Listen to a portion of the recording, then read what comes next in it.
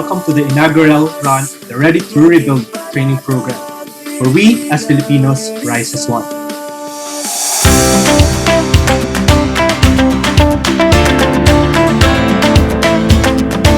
This training will provide you the knowledge and skill set to actually prepare for the recovery process even before a devastation occurs secondary to a given emergency.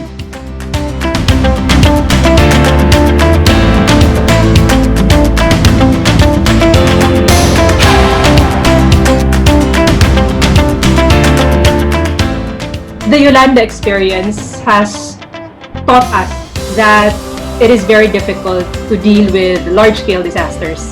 This Ready to Rebuild program provides us with a how to prepare communities and local government units to be more resilient and ready to respond and recover from disasters better and faster.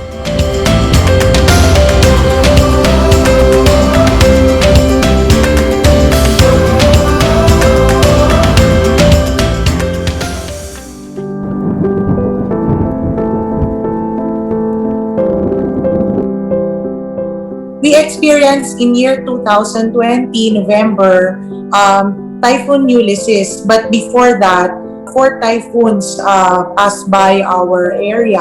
The successive typhoons contributed to the flooding of the entire Cagayan Valley.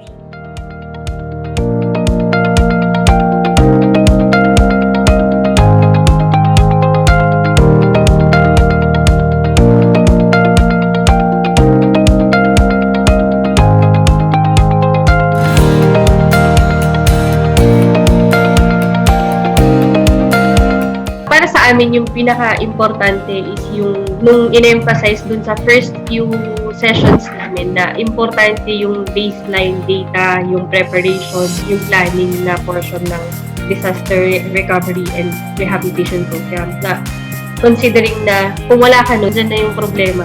Ang hirap nang mag-respond agad kasi mag-iisip ka kung anong gagawin.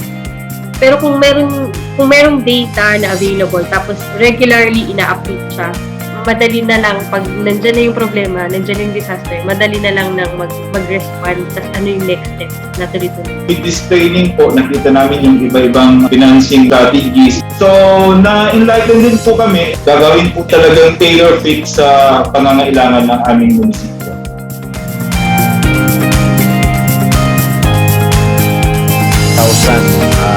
Is a fair localized context. Ideally po, dapat sana as long as nakikita ko po na maganda ang program, magbe-benefit nito ang aming munisipyo and the willingness ng aking mga team managers and department heads, doon lang po magiging effective yung program para sa amin.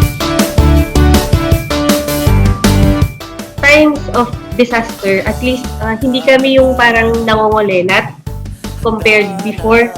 So parang at least from now on, moving forward, prepared na yung Narvacan in terms of response, recovery, and rehabilitation.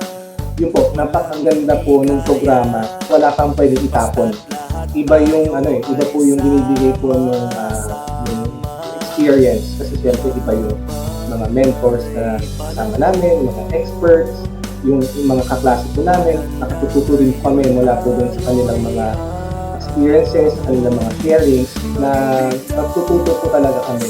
Wala po kasi akong narinig o nabalitaan na parang nagpo-focus po na program or capacity building which focuses on recovery and rehabilitation. The Ready to Rebuild program has really helped us look at disaster preparedness and recovery in a different perspective.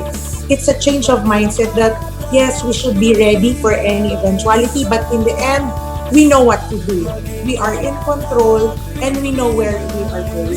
I encourage our R2R pioneers to continue to carry our message of preparedness and resilience to the other local chief executives and their counterparts in the local governments so that they too can avail of the opportunity of the R2R and reinforce our effort to build back better, faster, and together.